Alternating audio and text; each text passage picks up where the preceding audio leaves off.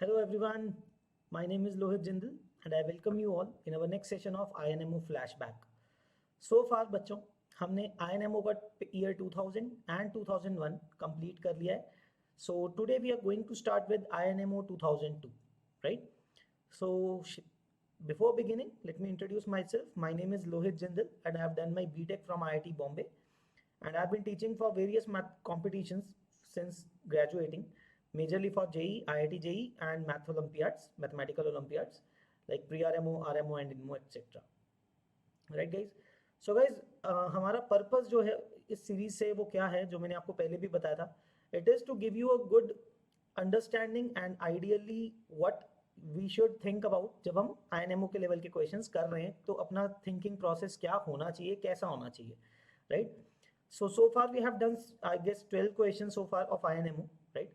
अलग अलग टॉपिक्स के हो रहे हैं तो हम देख रहे हैं कि कैसे उनको टैकल करना चाहिए, right? How what is the thinking behind it, कि कैसे सोचना है उसके बारे में. ओके, सो गाइज आज का question it is a geometry question. So without wasting any time आगे बढ़ते हैं, ठीक है? Let's see that question. Okay, alright guys, so I have actually drawn the diagram beforehand तो कि टाइम वेस्ट ना हो ज़्यादा. ओके, okay guys, let's understand the question first. It's given to us in the question that for a convex hexagon ABCDEF, एक hexagon given है आपको ABCDEF, in which each pair of opposite sides is unequal. Opposite sides unequal है, मतलब equal नहीं दिया हुआ है, right? Each pair of opposite sides is unequal, right? Now consider the following 6 statements. हमें A1, A2, B1, B2, C1, C2 करके 6 statements दी जा रही हैं, right? These are the 6 statements. Now what is the first statement? A1 statement क्या है? AB is parallel to DE, that is this line AB is parallel to DE.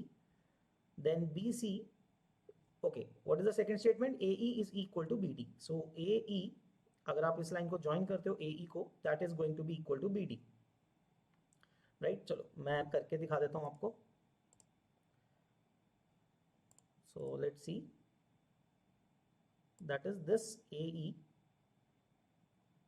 Okay, statement क्या बोल रहा है पहले वो देख लेते हैं. Will come back later on कि एग्जैक्टली उसका यूज है कि नहीं. मैं सिर्फ अभी आपको दो कनेक्ट करके दिखा रहा हूँ, right? What two lines it said, like statement 2 के अंदर क्या दिया हुआ है? AE is equal to BD, right? Let me join that. Alright, ठीक है guys. Now second is AE is equal to BD, मतलब ये लेंथ इसके इक्वल है, right?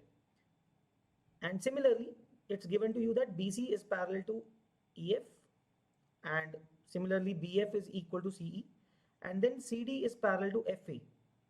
This line CD is parallel to FA, right? So opposite there are 3 pairs of opposite parallel sides in this hexagon, right? ये दिया हुआ है आपको. And other than that CA is equal to FD, right? Similarly आप ऐसे सोचो ना, इसको ही बार बार घुमाया हुआ है, सेम प्रोसेस हो रहा है हर के साथ, हर दो ऑपोजिट पेयर के साथ सेम चीज हो रही है कि दो साइड्स पैरेलल है और जॉइनिंग जो दो उनके वर्टिसेस को ज्वाइन कर रहा है, एंड पॉइंट्स को ज्वाइन करने वाली जो लाइंस हैं वो इक्वल दी हुई हैं. So let's understand the question first. पहले क्वेश्चन में कह क्या रहा है? क्वेश्चन में ये बोल रहा है show that if all the 6 statements are true, सबसे पहले then the hexagon is cyclic. पहले तो ये प्रूव करना है कि अगर 6 स्टेटमेंट्स ये ट्रू हैं, if all the 6 statements are true, then I have to prove that this A, B, C, D, E, F points are concyclic. That is, A, B, C, D, E, F are the 6 points lying on a single circle, right? It can be inscribed in a circle. That is what we'll have to prove. That is the first part of this question. Second part is prove that in fact any 5 of the 6 statements also imply the hexagon is cyclic. मतलब this time around instead of 6, even if we have 5 statements correct, अगर दिया हुआ इस 6 में से कोई भी 5, any 5 are correct, then also you can reach to the same conclusion as in part A. ठीक है? So guys, let's start with our point A. Part A के साथ start करते हैं, how to prove it, ठीक है? Then we'll come to part B. See guys, part A का मतलब क्या है? सबसे पहले हम ये समझते हैं. देखो guys, consider a pair. Single मैं बोल रहा हूँ ABDE को consider करते हैं. Consider the quadrilateral ABDE, right? In which opposite pairs of sides are parallel. AB is given parallel to DE and AE is equal to BD. Right? So ऐसे quadrilateral को हम क्या बोलते हैं? जिसके one opposite pair is parallel, right? And the other 2 sides are equal. That will become a trapezium. देखो ABDE तो trapezium है ही, क्योंकि one pair of opposite sides is parallel. अब अगर उनके जॉइनिंग पॉइंट्स या फिर जॉइनिंग लाइंस जो हैं वो इक्वल भी हैं, then doesn't it become a isosceles trapezium, right? Right, so similarly guys हर केस के साथ ऐसा ही होगा, BCEF, right, BCEF and similarly CDFA, ये चारों क्वाड्रिलेटरल्स क्या आ जाएंगे, साइक्लिक आ जाएंगे, सॉरी चारों क्वाड्रिलेटरल्स क्या होंगे, ट्रेपीजियम होंगे, आइसोसेलेस ट्रेपीजियम होंगे, right? So let me right here that ABDE, right, then BCEF, BCEF and CDFA, CDFA are isosceles trapeziums, right? ये isosceles trapezium होंगे। So उसका बेनिफिट क्या है गाइस? बेनिफिट क्या है? Benefit is that this means अगर isosceles trapezium है बच्चे, ABDE is isosceles trapezium, then the length of the diagonals is equal, same है ना? So being isosceles trapezium, I get to know that AD is equal to BE, right? AD is equal to BE, and in BCEF अगर मिलेगा हमें, so same BE is equal to CF, right? Further BE will be equal to CF, and अगर आप third isosceles trapezium देखोगे CDFA, so DA will be equal to CF। So this is an important aspect जो हमें ये मिला है, that AD, BE, CF are all going to be equal, right? I hope this thing is clear. ये कैसे आया है ना, आइसोसेलेस ट्रेपीजियम के अंदर डायगोनल्स की लेंथ क्या होती है, इक्वल होती है, right? Other than that, equal होने के अलावा बच्चे जो ऊपर और नीचे ट्राइंगल बनते हैं वो सिमिलर भी होते हैं, right? They are similar also. So many things happen, जो ट्राइंगल बनता है ना, लेट्स से मैं आपको एग्जांपल के तौर पे यहाँ पे दिखाता हूँ, like AD and BE are intersecting at X, so you know that AXB is isosceles, right? ये एंगल इस एंगल के इक्वल होने वाला है, right? These are all the properties of isosceles trapeziums, you should know those, right? You should strictly know those, right? ये जरूरी है। And the opposite two triangles, this one and this one, are going to be similar also. ये सब properties होती हैं isosceles trapeziums की, right? Like triangle AXB is similar to DXE, right? ये पता होना चाहिए। चलो, anyways, we'll see that how it is going to be used. So guys, हमें यहाँ तक तो ये पता लग गया, right? Now guys, हमें बोला हुआ है कि ये 6 के 6 स्टेटमेंट सही हैं, उसके हिसाब से हमने ये तो समझ लिया कि ये तीन साइड्स इक्वल हैं, AD, BE and CF are all equal, right? Now guys, there is one thing, हमें ये पता है कि AD और BE इंटरसेक्ट करते हैं X पे, ठीक है? Now guys we can consider one thing, there are two possibilities. देखो, या तो जो ये तीन लाइंस हैं AD, BE and CF, either these three lines are concurrent और दे आर नॉट, सिंपली दो पॉसिबिलिटीज है ना। सो हम दोनों केसेस देखते हैं। First case, if AD, BE and CF are concurrent, अगर बच्चों ये कॉन्करेंट होती हैं लाइंस तीनों, है ना, तो क्या मतलब होगा उसका, ठीक है? अगर let's say AD, BE and CF are concurrent at O, at a point O intersect कर रहे हैं, यहाँ पे डायग्राम के अंदर तो नहीं दिख रहे हैं, it's not shown to be concurrent in this diagram, but if they are, let's say, है ना, ये तीनों अगर एक ही पॉइंट पे गाइस इंटरसेक्ट कर रहे हैं, that point is O, let's say. So guys एक बात सोचो, हमने अभी डिस्कस किया कि आइसोसेलेस ट्रेपीजियम में जो ट्राइंगल बनता है किसी बेस के साथ, पैरेलल वाली साइड के साथ, तो वो आइसोसेलेस ट्राइंगल बनता है। Like XAB is an isosceles triangle, मतलब जो O पॉइंट है वहां से A का डिस्टेंस B का डिस्टेंस इक्वल होगा, OA will be equal to OB, right? This will imply OA equal to OB, right? Similarly जो BCEF आइसोसेलेस ट्रेपीजियम बनेगा, BCEF, सो उससे आपको क्या मिलेगा, OB इक्वल टू OC मिलेगा, the same OB will be equal to OC। And अब आप ऐसे देखते जाओगे, है ना, तो सारी की सारी लेंथ इक्वल नहीं आ जाएंगी, OA equal to OB equal to OC equal to OD equal to OE equal to OF, 6 के 6 डिस्टेंसेस वो इक्वल हो गए हैं। Okay, I will state the property again. Isosceles trapezium के अंदर जो ट्राइंगल बनता है, I will show you in a rough way. So if you have this isosceles trapezium like this, है ना, तो जो ये डायगोनल्स आप ज्वाइन करते हो, So this is point P, let's say this is A, this is B, this is C, this is D, let's say roughly बता रहा हूँ यहाँ पे. So PA is going to be equal to PB, right? PA और PB equal होते हैं in an isosceles trapezium, only in an isosceles trapezium, ठीक है ना? तो equal होते हैं, ठीक है? You should know that PA equal to PB होता है, and so is PC equal to PD, right? These things you should know. मैं आइडियली बता भी देता हूँ आपको कैसे करोगे इस बात को प्रूव, ठीक है? क्योंकि ये लेंथ इस लेंथ के इक्वल है, राइट? ये एंगल इक्वल है आपके पास, और एंगल्स आप और भी इक्वल निकाल सकते हो, ठीक है? वो आप देख सकते हो, because actually equal angle create कर सकते हो बहुत इजीली. आप इसको प्रूव करना, okay? You should know this, otherwise isosceles trapezium की प्रॉपर्टीज आपको पता होनी चाहिए, right? So these two triangles are actually congruent and rather this and this are similar. ऊपर और नीचे वाले सिमिलर होते हैं, ठीक है? So PA is equal to PB and PC is equal to PD. तो बाय दैट प्रॉपर्टी ओनली हम ये 6 के 6 डिस्टेंस इक्वल रख पा रहे हैं, ठीक है? So if these 6 distances are equal, right, if these 6 distances O point से 6 के 6 वर्टिसेस इक्वल डिस्टेंस पे हैं, तो O will be the centre of that circle ना, on which ABCDEF point will be line. फिर तो सिंपल ही हो गया, ठीक है? सो दिस विल इंप्लाई कि ABCDEF are cyclic. ABCDEF are concyclic. This will prove that, है ना? इतने से प्रूव हो गया वो तो. Okay, this was the first case जो हमने एज्यूम किया था कि वो इंटरसेक्ट कर रहे हैं, सारे तीनों लाइंस एक ही पॉइंट से गुजर रही हैं. If second case is if AD, BE and CF are not concurrent. Not concurrent का मतलब क्या होगा?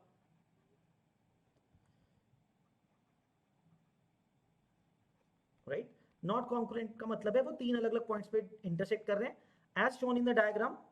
मैं बता देता हूं, AD and BE are intersecting at X point, okay? BE, okay, then CF and AD are intersecting at this point Y, and BE and CF are intersecting at this point Z. So these are X, Y and Z, 3 points, right, where they are intersecting. So बच्चे इसके अंदर हम एक construction करेंगे छोटा सा. What is that construction going to be?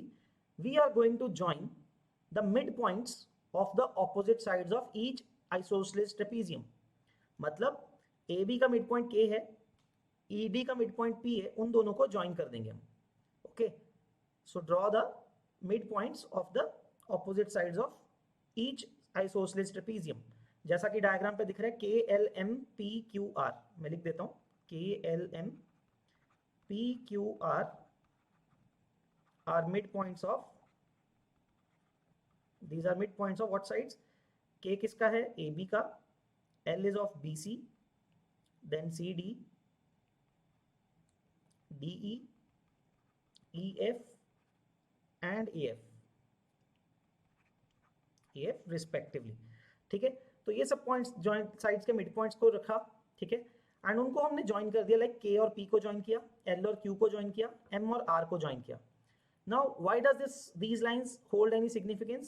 आप बच्चों एक बात सोचो, अगर आपके पास एक आइसोसेलेस ट्रेपेजियम है, right? If you join the midpoint of AB and CD, okay, first of all that will pass through the intersection point of the two diagonals, right? इन दोनों से पास करेगा, intersection point of the two diagonals के through pass करेगा, और ये जो join करने वाली लाइन है मिड पॉइंट्स को, that is going to be the perpendicular to AB and CD, है ना? So you can understand that वो basically क्या है, उसका perpendicular bisector होगा, ठीक है? So in this diagram, as you can see, the line KP is going to be perpendicular to, okay, मैं थोड़ा scroll down कर रहा हूँ, okay, we'll need some space, okay, all right. So यहाँ पे देखो guys, so what does this mean? KP जो है is going to be perpendicular to AB and ED. AB and ED के क्या है, ये perpendicular है, right? Similarly, जो LQ है, that is going to be perpendicular to BC and EF.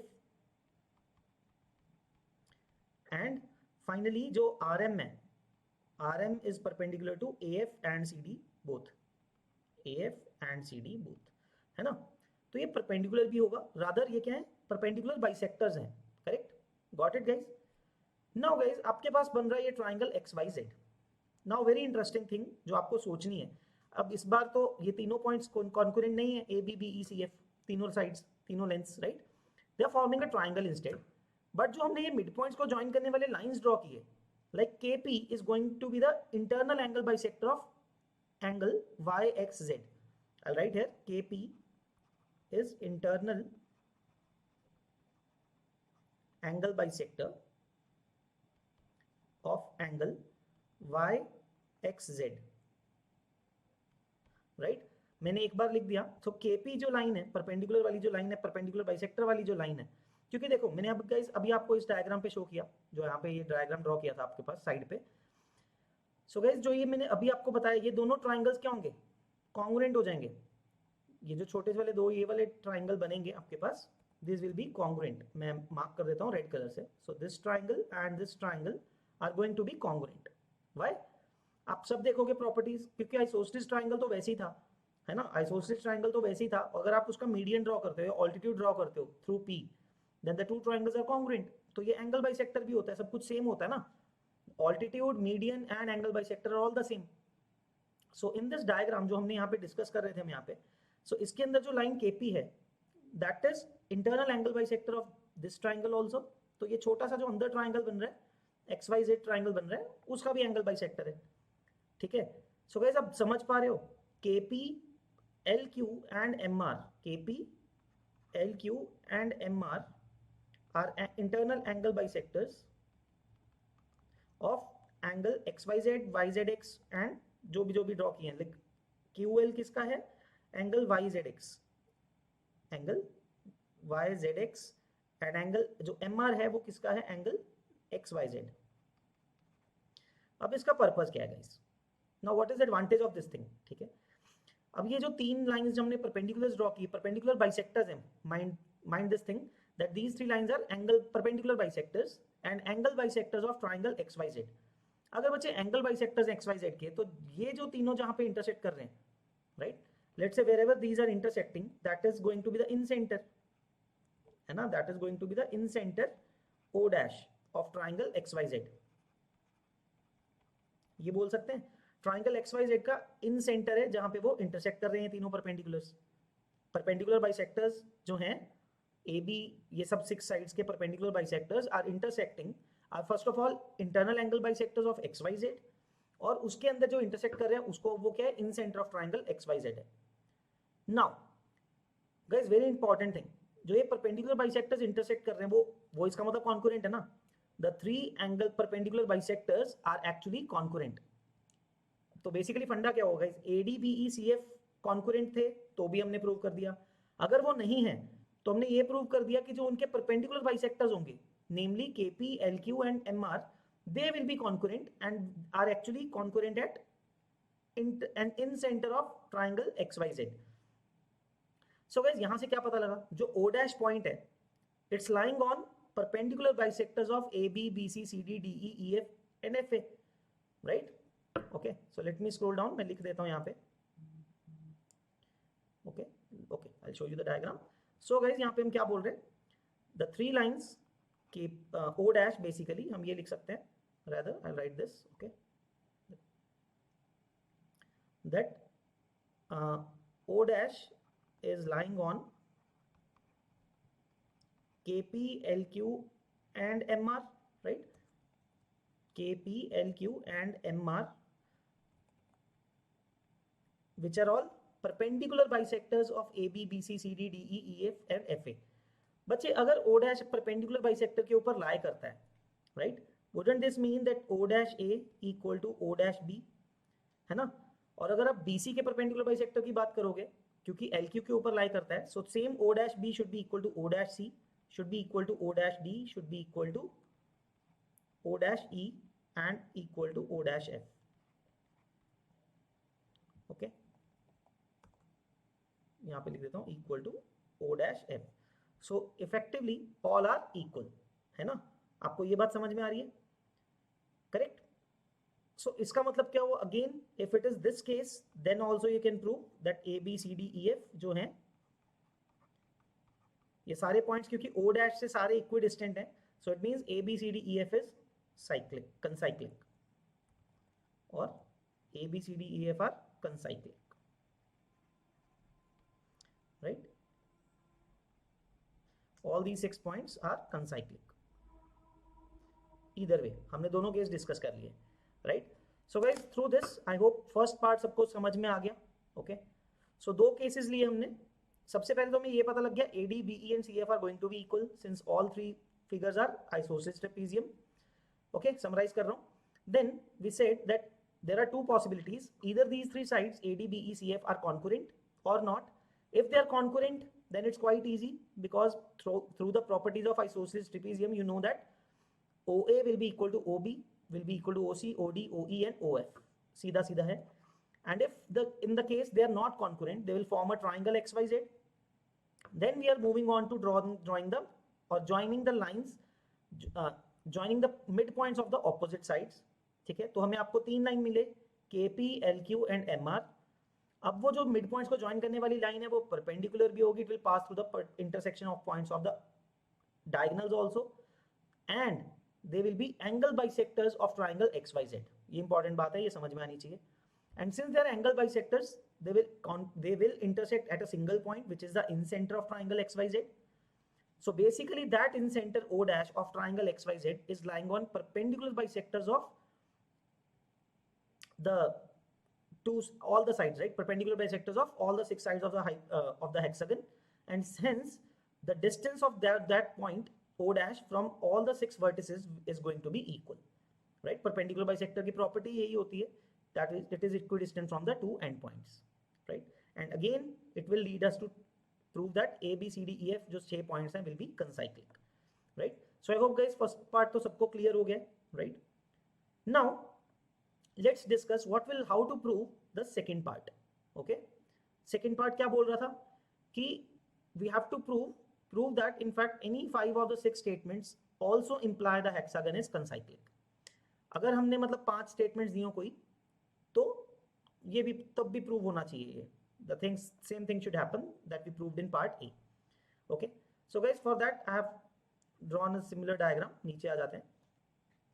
Okay, this time around हम एक काम करते हैं ना, कॉन्करेंट करके कर साहब तो इजी हो ही जाता है। So will assume that they will form a triangle, है ना। So this is the B part. So guys let's say assume A1, A2, B1, B2, है ना। ये 4 स्टेटमेंट्स तो ट्रू है ही, ये मान लेते हैं एक बार स्टैंडर्ड केस। क्यों मान रहा हूँ बता देता हूँ, because this is a symmetric case, right. This 6 statements are symmetric. आपको एक स्टेटमेंट नहीं मान के चलना है, right. You have to assume that one of the statements is not correct from the go start, right. तो उसमें क्या है ना, हम A1, A2, B1, B2 को ट्रू मान लेते हैं।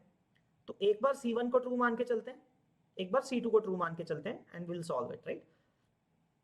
सो in the B part guys हम क्या करते हैं, A1, A2, B1, B2 and C1 को ट्रू मान लेते हैं। Okay, A1, A2, B1, B2 को तो ट्रू मान ही रखा है हमने। So first case is C1 is true, ठीक है। सो गाइस A1, A2 क्या था, okay, let's check again.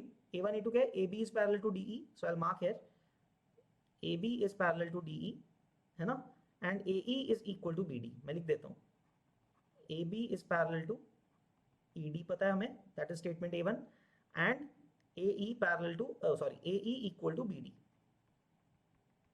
this we know।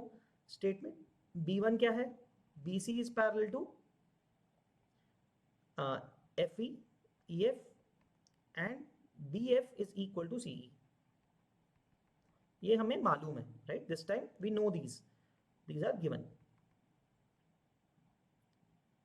ठीक है ना। तो देखो पॉइंट ये है कि हमने एक स्टेटमेंट को ट्रू मान के चलना है, मतलब या फिर नहीं मान के चलना है। वो वाली स्टेटमेंट या तो साइड्स इक्वल वाली नहीं होगी, है ना, या तो साइड्स इक्वल वाली स्टेटमेंट को हम फॉल्स मान के चलेंगे, या फिर हम पैरेलल वाली कंडीशन को फॉल्स मान के चलेंगे, या फिर नॉट गिवन मान के चलेंगे, राइट। So that's why हमने फर्स्ट केस मान लिया कि C1 ट्रू है। C1 is what is C1 here? C1 is कि AF is parallel to CD, ये हम मान के चल रहे हैं, राइट। So guys actually पता क्या है, we will try to to convert the problem into the A part, ठीक है। तो अगर हम ये प्रूव कर दें कि ये 5 ट्रू हैं तो 6th वाली भी ट्रू होगी, तो अपना काम बन गया, right. So that will be all ना। So basically you can assume in this question my aim should be AF is parallel to CD, already पता है मेरे को। So I have to prove that AC is equal to FD, है ना। अगर वो prove कर दिया तो अपना काम हो गया, alright। So let's see guys क्या क्या गिवन है हमें. A B is parallel to C D, B C is parallel to E F, और क्या क्या इक्वल है दैट. ओके, बाकी ए ई बी डी में ड्रॉ नहीं कर रहा हूँ, but B F equal to C E given है. सो अगेन गाइस स्टार्ट वहीं से करेंगे. अगेन सिमिलर वे, अगर A1 A2 सही है इसका मतलब A B D E is isosceles trapezium, है ना. सो ए बी डी ई भी होगा और बी सी ई एफ भी होगा. रादर मैं वो भी लिख देता हूँ. So B C E F, so both of these are isosceles trapeziums, right. अच्छा, अब इससे फायदा क्या होगा, क्योंकि आइसोसेलेस ट्रेपेजियम्स हैं, right. So let me name these points. x, this is y, this is z, right, ये वाले पॉइंट्स. सो देखो गाइस, क्योंकि A B D E isosceles trapezium है, so we what do we know, इसका मतलब diagonals equal होते हैं, हमने पता है ये चीज, है ना. This will say that A D is equal to B E. First of all A D is equal to B E, right. वो फर्स्ट ट्रेपेजियम से पता लग गया ए बी डी ई से. But the next trapezium is B C E F, उसके diagonals भी equal होने चाहिए, मतलब B E should be equal to C F. So वो पहले से ही हो गया वो, ठीक है. सो ये तीनों लेंस, तीनों डायगोनल्स इक्वल आ जाएंगे इस बार भी, है ना. So A D equal to B E equal to C F हमारे पास आ गया है ऑलरेडी, ठीक है. Now let's come to the third thing. आगे बढ़ते हैं. हमें क्या गिवन है इस पार्ट के अंदर, A F is parallel to C D. So this time around we know this that A F is parallel to C D. ये दिया हुआ है, right. This is provided to us कि ये ऑपोजिट साइड्स पैरेलल हैं, right. So already we have done that A D is equal to B E equal to C F, ये हम कर चुके हैं. गाइस एक बात सोचो, since A F is parallel to C D, wouldn't I say that the two triangles this and this are similar? I'll write here that triangle AYF is similar to triangle DYC, है ना. क्यों? by AA criteria, है ना, by AA property. Very simple, if they are parallel तो ये वाला angle इसके equal होगा और ये वाला एंगल इसके इक्वल होगा, ऑल्टरनेट एंगल से, right. So angle F YAF is going to be equal to YDC and YCD is going to be equal to YFA. मैंने एंगल्स मार्क कर दिए हैं, वो इक्वल होंगे, right. So the two triangles are similar, correct. So बच्चे if these two triangles are similar, तो मैं ये लिख सकता हूँ दैट YF अपॉन YA, तो रेशियो लिखते हैं YF upon YA will be equal to YC upon YD, YC upon YD, correct. क्योंकि दोनों ट्राइंगल सिमिलर हैं तो ratio of the two sides will be equal, है ना, कॉरेस्पॉन्डिंग टू साइड्स, ठीक है. आई राइट अगेन क्यों सिमिलर है, मैं ये लिख देता हूँ आपको, है ना, कंफ्यूजन ना हो, ताकि angle YAF is equal to angle YDC and angle YFA is equal to angle YCD. Both reasons are alternate angles, ठीक है, alternate angles, and hence these two triangles are similar. and ये लिख सकते हैं हम sides का ratio equal होगा. But through ratio and proportion बच्चों हमें और क्या चीजें पता है. If these two ratios are equal, the same ratio actually is further equal to YF plus YC upon YA plus YD. ये सेम रेशियो इसके इक्वल भी होगा, दोनों न्यूमरेटर्स के एडिशन के और डिनोमिनेटर्स के एडिशन के. But what is YF plus YC?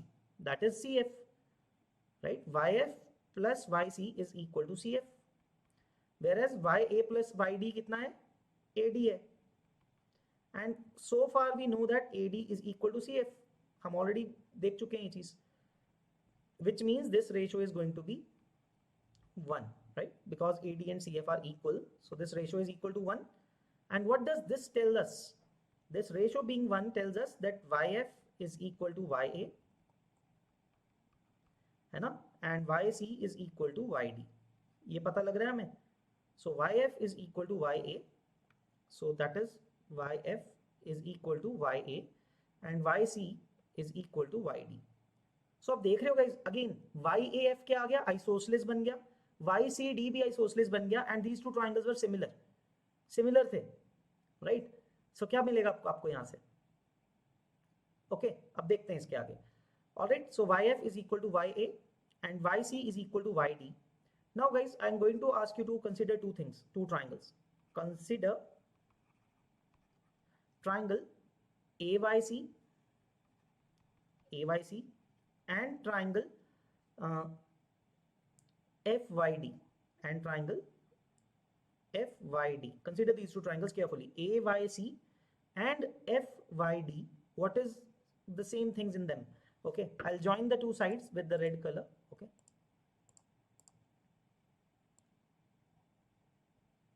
मैं दिखा देता हूँ आपको क्या होगा इससे. Okay, let's join them. तो मैंने AC को ज्वाइन कर दिया and I'm joining FD also.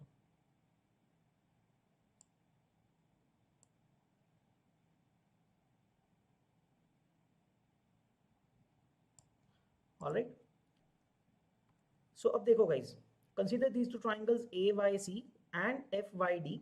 We know already that YF is equal to YA and YC is equal to YD. ये हमें already पता है, देखो है ना, ये चीजें हमें पता है इस triangle के लिए. And angle AYC and angle AYC is going to be equal to angle FYD. These are vertically opposite angles, right? These are vertically opposite angles, right? So wouldn't I say from this thing that triangle AYC is congruent to triangle FYD? ये बोल सकता हूँ that these two triangles are going to be congruent, and once they are congruent I can simply say that AC is equal to FD. और वही तो हमें prove करना था, that is the sixth statement. और अगर हमने सिक्स स्टेटमेंट बना दिया कि ये 5 सही है, 6 सही हो गई, 5 स्टेटमेंट्स हमने प्रूव कर दिया, 6 स्टेटमेंट सही होगी, इसके बाद तो पार्ट ए सॉल्व कर दोगे ना. To prove that they are concyclic you can refer back to point A, part A जो हमने कर लिया already. So AC being equal to FD was the statement 6. अब C2 बोल सकते हो, देखो ये था AC was equal to DF, that is what we had to prove. So AC is equal to FD हमने प्रूव कर दिया. ठीक है. So I hope this one part is clear. Part 1 is clear when C1 is true. ठीक है. Alright guys, now let's come to the second part. मैं इसके लिए डायग्राम को कॉपी कर लेता हूँ नीचे. Okay, let's come to the B part. Okay, just a second guys.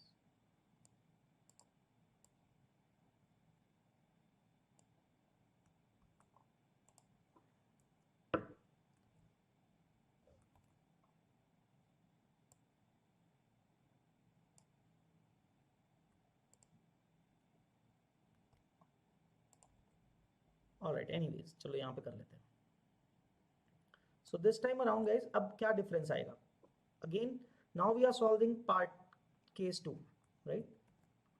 What is case 2? If C2 is true instead of C1, so what is that? What properties do we know? मैं लिख देता हूँ दोबारा से. AB parallel ED, क्या क्या हमें given है फिर से मैं लिख देता हूँ ये सारी चीजें. ठीक है, because it's in itself is a question. AB parallel ED ये हमें मालूम है, and BC parallel to EF हमें मालूम है, right? So AE is equal to BD हमें मालूम है, and BF equal to CE मालूम है, right? BF equal to CE मालूम है. And this time around what is the statement C2, है ना, जो that is CA equal to DF और AC equal to FD. That is the statement number C2, right?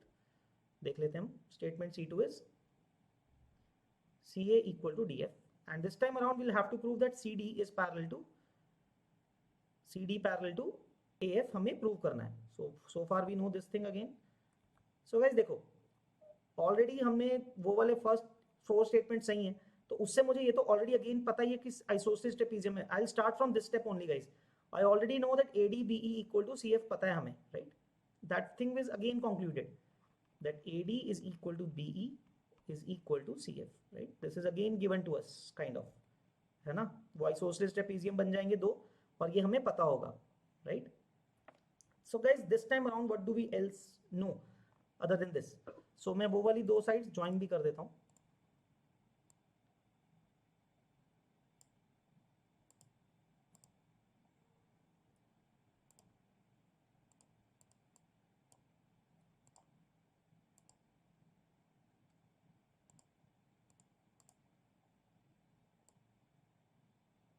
So guys this time around उसको join भी कर देते हैं।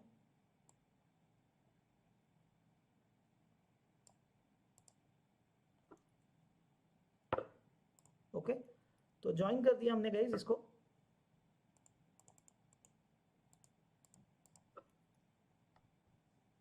So guys अब क्या पता है हमें, ये वाली दो लेंस इक्वल भी पता है, AC इक्वल टू FD हमें पता है ऑलरेडी, ठीक है। So guys this time around हमें क्या प्रूव करना है कि AF equal to CD prove करना है, right. And we know again all the things we know, मैं मार्क कर देता हूँ अगेन पॉइंट्स, X ये Y पॉइंट है और ये Z पॉइंट है, राइट, ये भी हमें मालूम था। सो गाइस आपको क्या क्या चीजें मालूम है दिस टाइम, ठीक है। आपको ये पता है AC is equal to FD, है ना, and we already know that CF is equal to AD, CF AD equal है। So I am going to bring to your notice two triangles, considering two triangles, okay, think about this. Consider triangle ACD and triangle FDC. Consider these two triangles carefully. देखो AC is equal to FD, वो given है आपको, right? AC is equal to FD मालूम है आपको already. Then CD side is common, right? To both the triangles, this side is common, and the third side, which is AD and CF, are also equal, right? This side and this side are equal. AD and CF are equal. That is already given to us. So using these properties, wouldn't I say that triangle ACD is congruent to triangle FDC, है ना, ये बोल सकते हैं ना, ACD is congruent to triangle FDC, ACD is congruent to FDC, completely correct, right, by using SSS criteria. And बच्चे once these two triangles are congruent, so I can simply say that angle FCD is equal to angle ADC, right, CPCT, that is corresponding parts of congruent triangles. So angle FDC, ये वाला angle इस angle के equal हो गया, right. So guys very much similarly same process आप दूसरी तरफ भी कर सकते हो। Very much similarly you can prove that triangle DFA is congruent to triangle CAF, exactly same way guys, SSS से, and from this thing you will be able to say angle YAF or DAF is equal to angle CFA, which on the diagram means this angle is equal to this angle, right? So guys अगर ये आपने ये prove कर दिया कि ये दोनों triangles isosceles हैं, and we know that the third angle is anyways equal, this angle is equal to this angle, right? Angle FYA is equal to CYD because vertically opposite angles हैं. I'll write here angle AYF is equal to angle DYC. These are vertically opposite angles. ये तो equal है ही, तो and बाकी के बचे हुए angle same है ना, वो दोनों इक्वल हैं बाकी के दोनों बचे हुए एंगल्स, एंड ये दो एंगल्स इक्वल हैं तो रिमेनिंग एंगल्स का सम भी इक्वल होना चाहिए. So basically what all this will imply, this point and this point, what will they imply from these 3 points? They will tell us that angle FCD is equal to angle CFA. Angle FCD is equal to angle CFA, है ना. वो angles हम property से आप ढूंढ सकते हो, because these two angles are equal, तो रिमेनिंग एंगल्स का सम इक्वल होना चाहिए, और वो तो इक्वल है. सो सारे एंगल्स इक्वल होने चाहिए, चारों एंगल्स, ठीक है, remaining 4 angles. So FCD is equal to angle CFA. तो यहाँ पे डायग्राम पे क्या बना, FCD is equal to CFA.